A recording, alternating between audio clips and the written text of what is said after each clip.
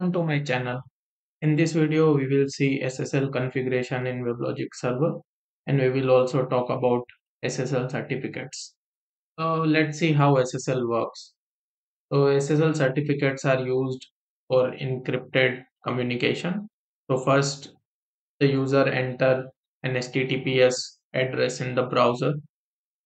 Let's say you want to open google.com. You will put https google.com. Then Google server will share its SSL certificate and a public key, and then your browser will be verifying that SSL certificate. Once verification is done, your browser will send encrypted data and a share key to the server, and the server will be decrypting this data with the key. And once this connection is established, our data will be transferred between client and server. We can have two scenarios here. First is inbound traffic towards WebLogic. So here our WebLogic server is running in the virtual machine. And if you want to see how to create virtual machine or how to install WebLogic server, you can watch my previous videos. In this video, we will expose our WebLogic. In this video, we will enable SSL port that will be 7002 so that a client can communicate to WebLogic over HTTPS. In order to communicate from the browser will have to import WebLogic certificate. So a browser should trust a certificate which will be provided by the WebLogic. So for that we will create a self-signed certificate. In the next scenario, we will see how we can call HTTPS endpoints from the WebLogic. For that, we will have to set up Keystore, and we will see how to import certificates which is provided by the end system. So a typical architecture will look like this. Here we have browser and our source system, which will request over HTTPS protocol, and this is our firewall. And here we have an intra network for the organization. So the request will be routed through a web server to our WebLogic managed servers. These web servers can be Apache or OHS or Nginx. So if you want to see how to install Apache web server, you can also refer my previous videos. So in a typical architecture, this internal network will be over HTTP, and we can enable HTTPS also if it is required. And for the outbound, we will have to import certificates provided by the target system. So the process we have seen is a one-way SSL process where client will have to trust a certificate which is provided by the server. But in two-way SSL, both parties will have to trust certificates from each other. Now let us configure SSL certificate in the WebLogic server. For that, you will have to navigate to servers. Then you can go to admin server, and one by one we will configure for all the servers. So go to admin server, then click keystores. Here you will see demo identity and demo trust. So by default, WebLogic comes with demo identity and demo trust keystores, and we will change this keystores from demo to custom. But let us see what we get inside this demo identity and demo trust keystores. Copy this path. So this is the path where we have demo identity. You can copy it from your WebLogic server. So you can see we have demo identity.jks file. To open this, we'll have to use key tool command, and by default the password for demo identity will be demo identity keystore passphrase. So let's run key tool command. If you are not able to run key tool command, you will have to give complete key tool path.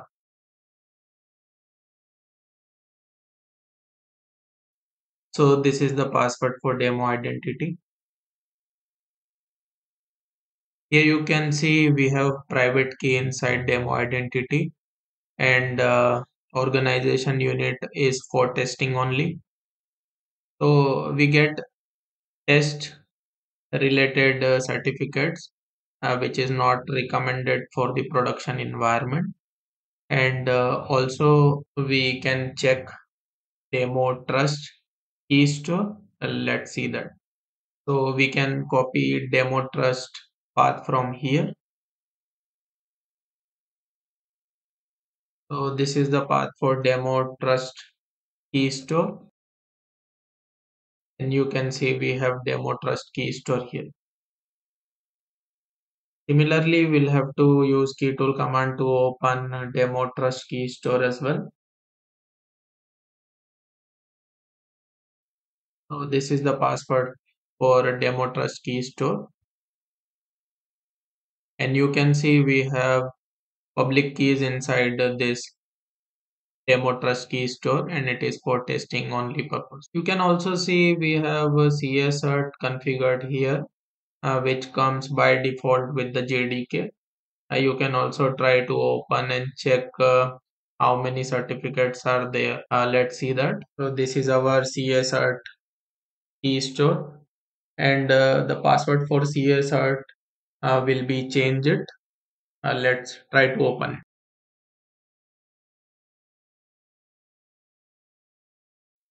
So this is the command. Let's open it, and you can see more than 80 entries are there. Let's try to grab alias so that we can see how many certificates are there. So you can see we have renowned CA certs already present in CA cert key store, that is Amazon Root, DigiCert, Komodo, etc. So in our case, we will go with the custom key store, and we will only import whatever is required for our use case. So let's go straight to WebLogic and configure custom key stores. You'll have to click change here. For this, we'll have to take look and edit. So we get four options here. So first option is custom identity and command line trust. So you'll have to provide trust key store path in the command line with this option. Second one, which we are interested in, is custom identity and custom trust. Third one is custom identity and Java standard trust, which we have seen, that is CSRs. So you can create a custom identity and you can use CSRs for the trust store. And fourth option is what we get with the WebLogic by default. So let's select custom identity and custom trust. Click save. So here you can see we'll have to provide key store path, type, passphrase, which we don't have at the moment. So let's create it. So we are creating this inside U01 Oracle. We will create a folder security. And here we will create our identity key store and trust key store. So first we will generate identity key store. So identity, as the name suggests, it stores the identity of our WebLogic server, and it will hold the private key which is generated by the server. Let's create it.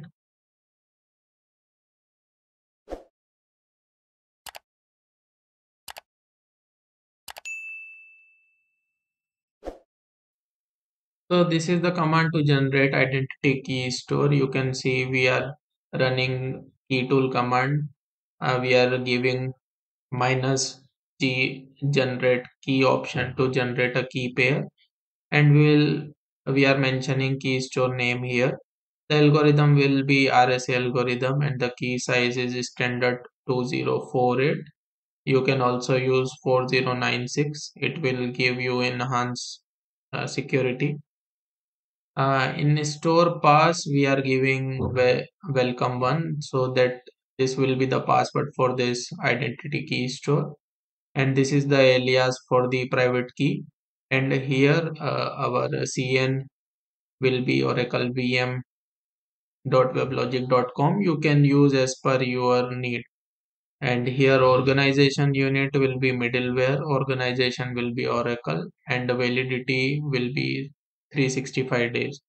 So all these options are custom options, and you can give as per the use case. Let's create it. Our identity key store is created. Let's try to open it. So we'll run keytool list command, which we have seen earlier. So you can see we are giving minus list option to list this key store, and we are giving password as well. So here we have a private key, and the name of the private key is WLS underscore SSL. You can use custom name as per your requirement here also. So the owner will be Oracle VM weblogic.com, and the issuer will be the same. And you can also see it is created on December 25, and it is valid for a year. And here we can see algorithm and key size of the private key. So our private key is inside our key store. Now we will create a public certificate out of it. So let's export it.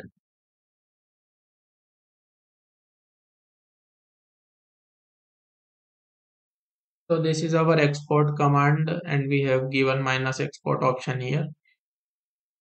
We are giving key store name from which we want to export, and this is the password of the key store, and we are giving the alias name for which we want to export the certificate, and this is the file which will be generated after the export.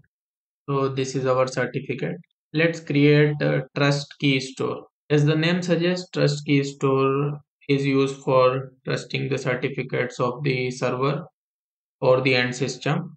So if we want to invoke Google endpoint, we'll have to import Google certificate in our trust key store. So let's create it by importing our public certificate, which we have just created.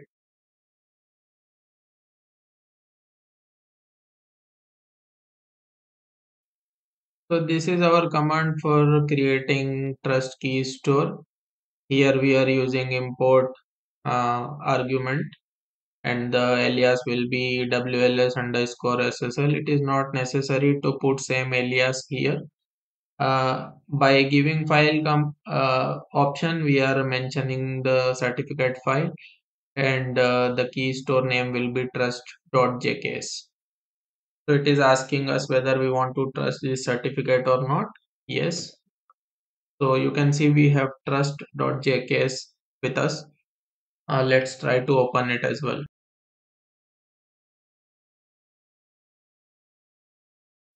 So you can see we have a trusted cert entry here, and creation and expiry will be the same because we created it from the identity. So our trust and identity key stores are ready. Let's configure it in the WebLogic.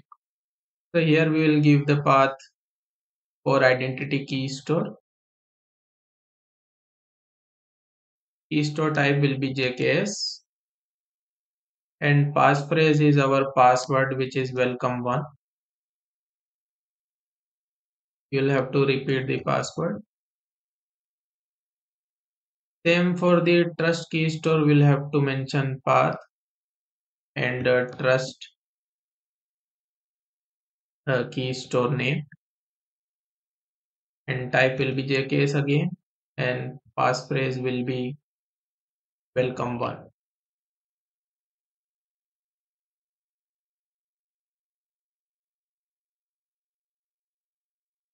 You can save it. Now we'll go to SSL tab, and here we'll have to give private key alias, which is WLS SSL, and private key passphrase is same, welcome1.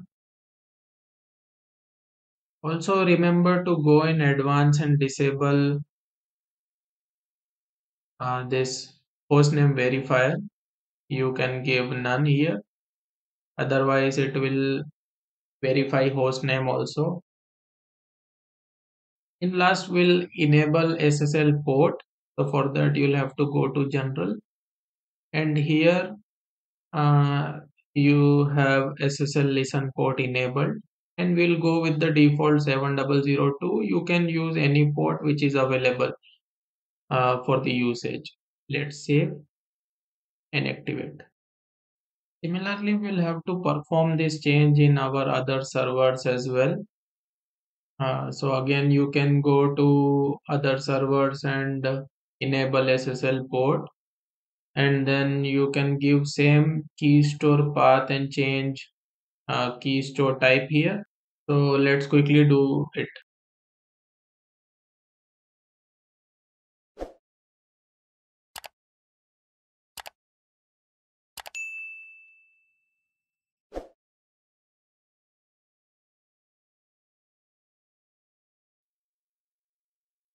So we have done our changes to manage servers as well. We will restart our server so that Keystore can reload again. If you are just importing a certificate, you can restart with this restart SSL option as well. But for this case, we are just restarting our server.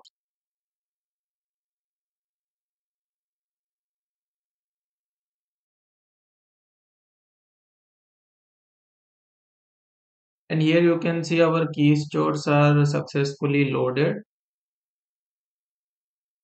Now, if you try to access this server over HTTPS endpoint, you should be able to do it. So let's do that. HTTPS, and the port will be 7002. So here you can see it is saying that this certificate is invalid, and the certificate is not trusted because it is self-signed. So generally we give a self-signed certificate to a CA so that they can uh, sign our certificates, and all the renowned CAs are already trusted by the browser, so in that case we don't get this kind of errors. But since we are using self-signed certificate, we'll accept the risk and continue. And you can see it is HTTPS 7002, and it is able to uh, and we are able to access Weblogic Server. Our server is started, and let's see if our managed server is working with HTTPS or not. So this is our listening port for HTTPS on managed server, and this is our sample web application. Let's try to open it. You can see it is loading. If you are not able to find keytool command, you can go to JDK bin and you should find it there. Let's go. So this is our JDK bin location, and we can find key tool here. Now if you want to trust a certificate, you will have to download it. You can download it from browser, or you can also use OpenSSL command.